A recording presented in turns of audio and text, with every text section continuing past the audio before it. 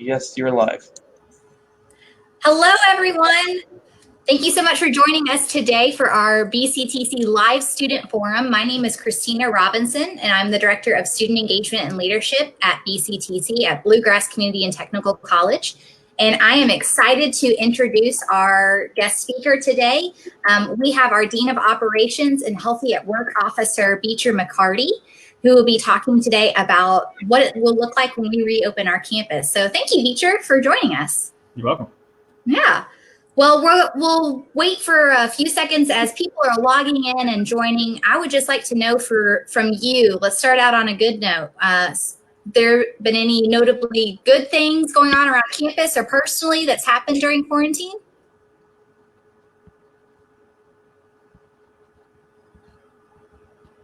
Any good things going on that have happened for you all during quarantine, Beecher? Yeah, we've had some fun around our house and put a little swimming pool in the backyard for the kids, and we've been camping and just enjoying the outdoors. Very nice, very nice. Glad to hear it. Well, we are going to start off today with a quick video about what returning to campus is going to be like. So we are going to switch over to that video now.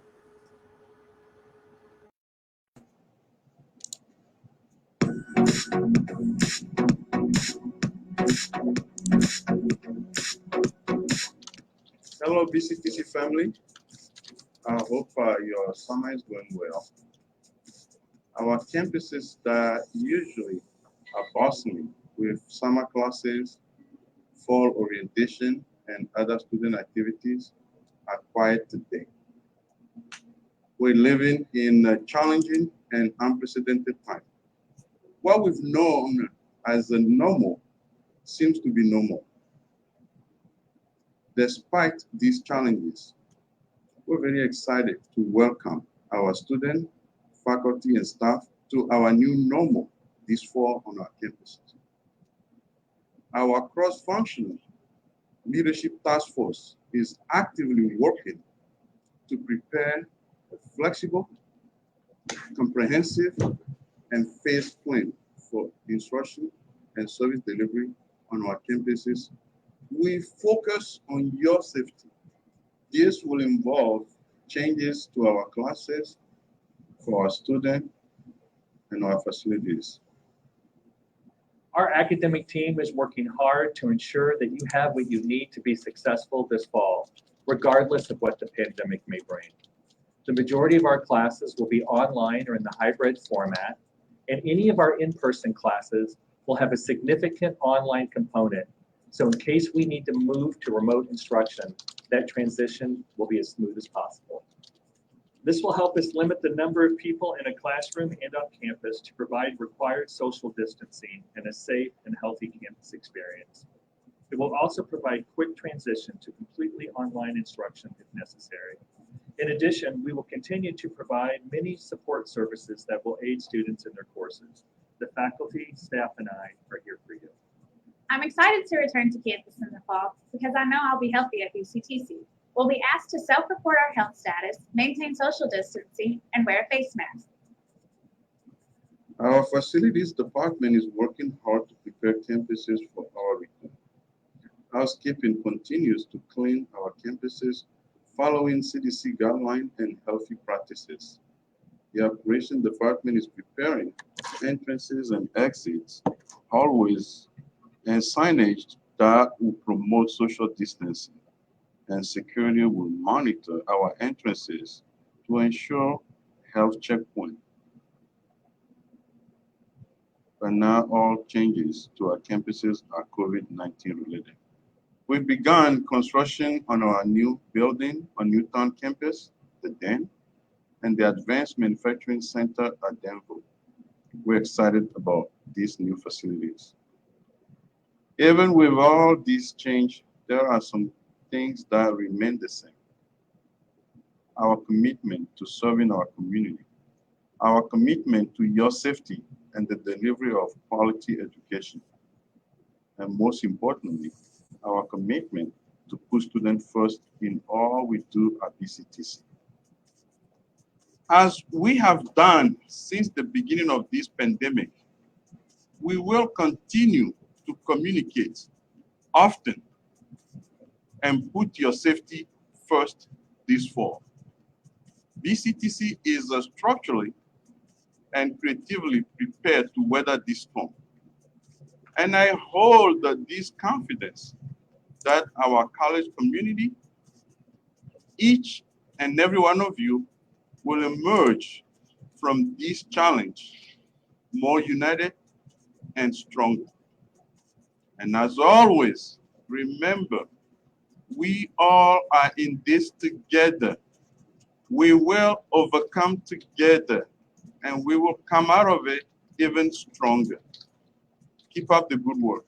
Thank you.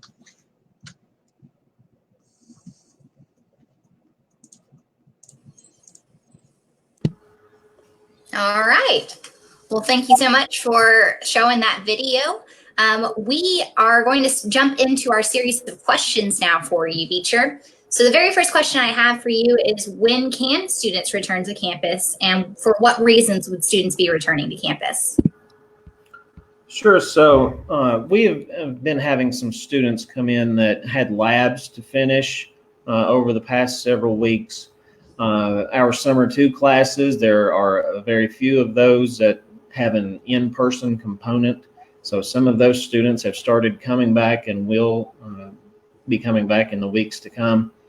Our welcome back plan that was a part of Dr. Capo's email on Thursday, if you read through it, it says students with appointments may access student services in the stage that we're in. We are currently in stage 2 of our reopening process. So if I could share my screen, it might help. And I just saw a question come in.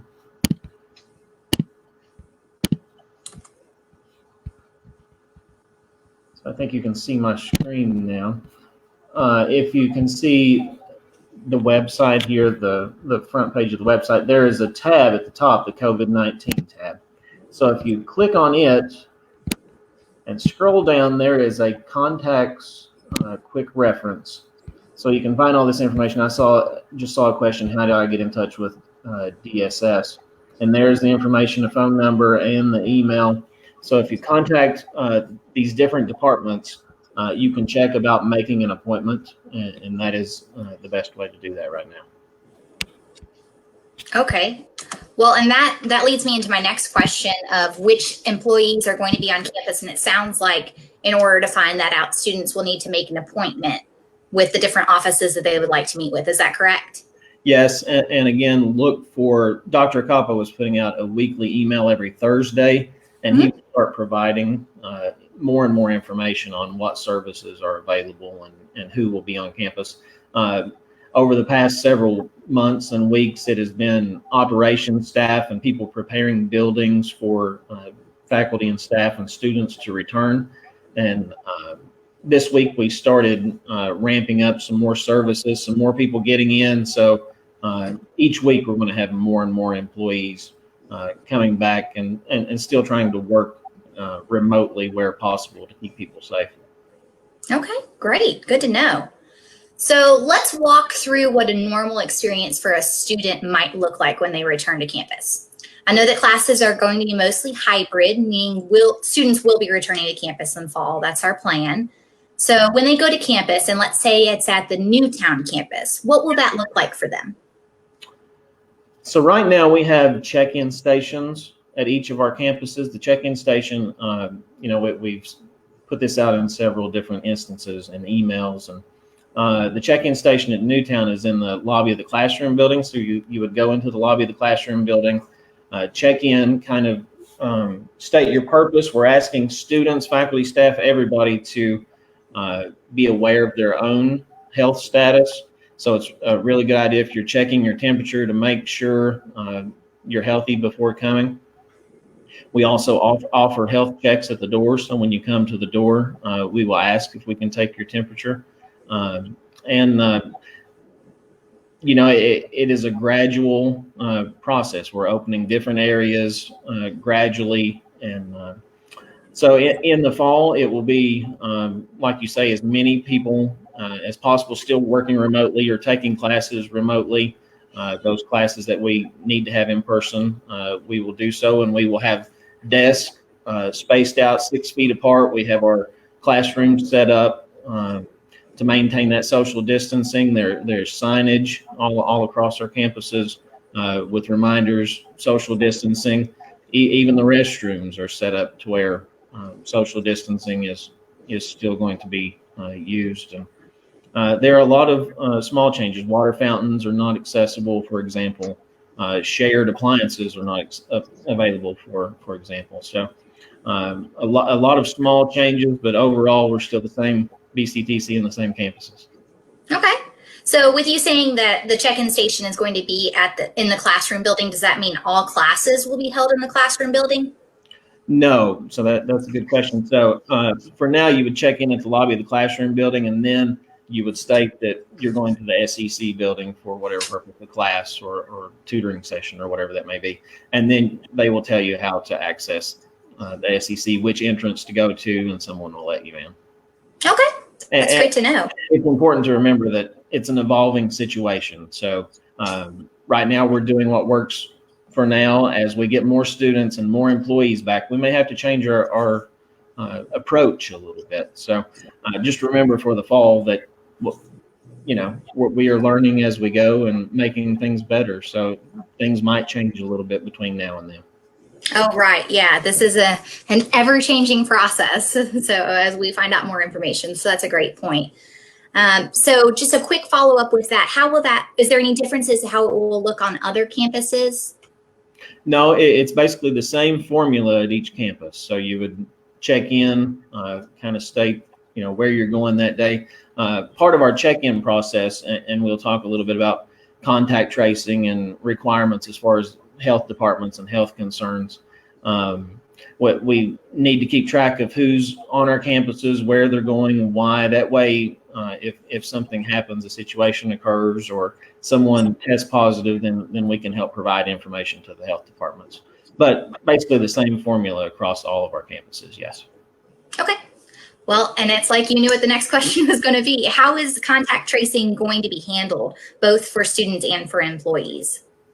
So I have spoken with the health department officials in all of the counties where we have campuses and gotten a good, kind of general consensus on what we need to do as a university and what individuals need to do. So there will be a communication coming out later today that's talking about contact tracing, and it will be, informative. And what I've gathered from all of the different officials, contact tracing is very much an individual's responsibility. If I were to test positive for COVID-19, then the health department is going to ask me the questions of where have I been, who have I been in contact with, who are my close contacts, who do I live with, do I share an office at work with someone, or do I attend classes in person? So they will ask you all these questions. So it's very important to keep in mind as you go through your daily routine, write down, take notes, however you want to do it. You use your phone, use your notes in your phone, however, take note of these things that will help you remember, because, that's the unknown of this is tomorrow I may wake up and I may have a fever and I may test positive. So we need to keep that in mind. Everybody needs to keep that in mind. Right. Absolutely. Just like you were just mentioning before, this is changing all the time. So our status in terms of our health changes all the time too. So we need to keep up on that. That's a great point. Also, to add to that, we'll be taking attendance in any classes that we have. Like I said, our classrooms will be set up to maintain social distancing. So we will be prepared to, if the health department asks us for a class roster or who was in a class that day, we will be able to provide that. We will be able to provide who has been on campus that day and what their stated purpose was. So we will help health departments and health officials any way that we can. But okay. Also important to remember, we won't pass on any personal information or any of that sort of thing without a person's consent. Good point. Okay, good to know. It does look like we have a question live on Facebook that is, how will we handle freshman orientation if at all? And it looks like all of our orientations right now are going to be online. If you have any questions about our orientation experience, that's done through the First Year Center, and we can reach out to the individual who asked the question about orientation to make sure that you're set up with that information to access our online orientation. All right, Beecher, I have another question for you. Does BCTC require a specific kind of mask? No, we have the policy in place, procedure in place that everyone on campus in a social situation wear a mask. It could be a bandana, a surgical mask, a cloth mask. I'm a big supporter of cloth masks and reusable masks. But no specific type, but we do ask that anyone who is on campus in a social type situation has a mask on. Okay, so anyone who's attending a class would need to be wearing a mask, correct? Absolutely, yes. Okay, great. And what should a student do if they don't have a mask? So if you don't have one, each campus has a check-in location. Notify that person at the check-in when you go to campus, and they will help you with that. Okay, great to know. You mentioned the shared appliances, but I want to ask specifically, will break rooms or vending? I know you said shared appliances, but what specifically will not be open or available for students? Any lounge type areas are either closed or they are have been changed in a way to promote 6-foot social distancing. So that's almost something you have to experience. Each place is a little bit different. Okay. Depending on setup, we can't necessarily close the lobby of the science building, for example, the Science Education Center, because it's an integral part of the building. So we've made changes to promote social distancing in those instances. No shared appliances at this time, so microwaves, that kind of thing, will be off limits, just because it's a healthier option, in our opinion, not to have people constantly touching appliances, and you can spread germs that way. Vending is off limits at this time.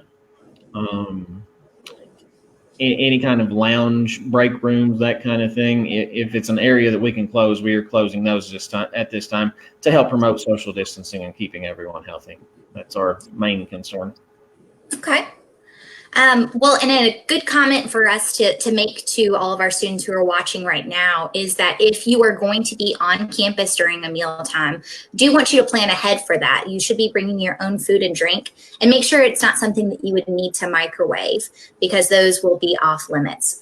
So I know, Beecher, when I spoke to you earlier, you were talking about the importance of maybe bringing your own lunch bag, or a small cooler if you want to keep your drink cold, because there will not be any shared refrigeration space as well. Is that correct? That's right. Yes. Okay. Well, great. So our students' temperature is going to be taken at campus when they come? Yes. Again, like I was saying, it's important that you monitor your own health, and you know your body better than anyone, and you know if something is going on. So be aware, be self-aware. If you have a thermometer at home, a very good idea daily to take your temperature, just to make sure that you're doing all right. And yes, temperature checks are available at our check-in locations. So we will ask when you come in if we can take your temperature. Okay, and that's for employees as well too, right? Yeah, everybody. Okay, very good. And I know that you said at the Newtown campus it will be in the classroom building. Do you know where the other check-in locations will be at our other campuses? I do. At this point, and this will change a little as we get more and more people on campus, so we may even add additional check-in stations depending on the need. At least, and right now, it's at the rear door of the C building, close to the bookstore. So you can pull around there, go in and check in, and then you can drive around and park if you need to. At Cooper, we have limited things going on at Cooper right now. The check-in station is on the right side of the Oswald building, where the loading ramp, there's a ramp that goes down that door. So we've had that location as an entrance throughout this situation. So that is still the main entrance. As more students come back, we will migrate that up to the main entrance of the Oswald building. But for right now, it's that loading ramp door. The regional campuses are the main entrances, and Georgetown has 2 front entrances. It is the covered entrance at Georgetown. Okay, great to know. Let's see here. As far as contact tracing, I know that you went over some information that we could keep track of our own information, either on our notes app, on our phone, or keep it written down. But can you go over specifically what kind of information we need to be keeping track of for ourselves for contact tracing? So the main question that a health official is going to ask is, who are your close contacts? So close contacts has varied definition depending on who you talk to. In this document that I'm putting out, it's anyone who you are within 6 feet or less for 10 minutes or more during the day. So if you think about your family, that's an obvious close contact probably, or children. If you have someone that you're close to, a close friend, may be the case. If you ride in a vehicle with someone, that may be the case.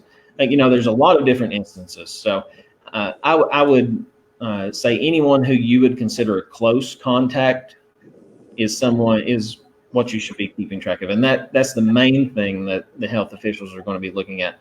But also keep rough notes or keep documentation of, where you go each day. And do you go to the market or to a class, or, so on and so forth. So it's good to keep track of those. If you think back 2 days ago, what did I do, throughout the day? It's hard to keep track of that. So if you can keep some notes of that, that's a really good idea.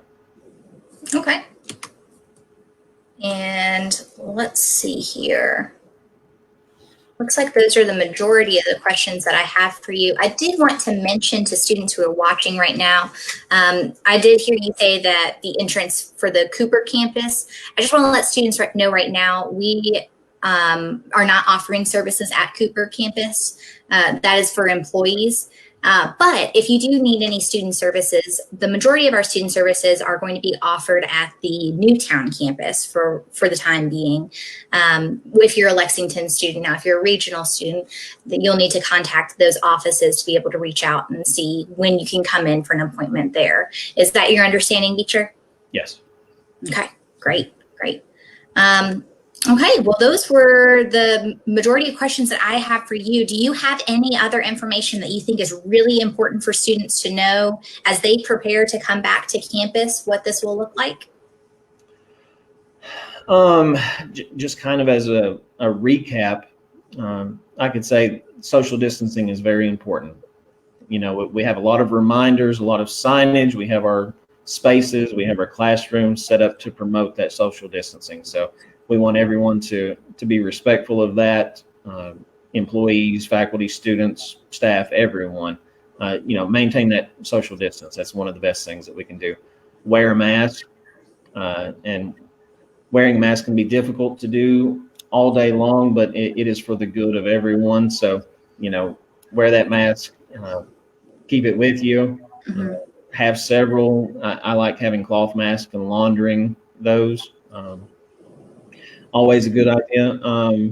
If you have questions about any services that are available, anything related to COVID-19, you can go to the website, to that COVID tab that I showed you, and find a lot of information there. If you have any health concerns or questions or things you'd like to bring up, you can feel free to contact me. I love when people contact me and give me feedback, and a lot of times it's things that maybe I've not considered. So it's always a great thing to get feedback and questions. Overall, we've worked really hard. We have a lot of shields, and we've been 3D printing face masks at Bctc, and we have a lot of things in place to keep people safe, and we're going to keep working and do everything we can to keep everyone safe and healthy. Right. That's a really good point. We are trying our best, and we're learning, and we're adapting as things come up. And our biggest interest is making sure that everyone is safe and has a successful time at Bctc. So I appreciate that information. I know this is overwhelming for a lot of students, employees, and staff and faculty members. And maybe there's a question that you might have that we haven't covered today. I do want to let you know that all of this information we've covered today, as well as much more, is located on our COVID-19 response page, which you can see the link on our screen right now. It's bluegrass.kptcs.edu/COVID-19. And so there's a lot of great information there that you can reference later. And I know, Beecher, you said that you're fine with students and you would encourage students to reach out to you if they have any questions. What's the best way to reach out if they do have questions? Sure. My email, let me look really quick.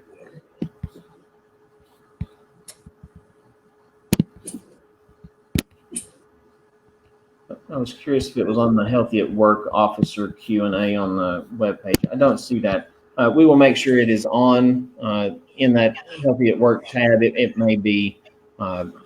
Also, I will be sending out an email later today that will be going to all faculty, staff, students, everyone, so you can reply back to me through that email as well. And the email, like I said, will be about contact tracing.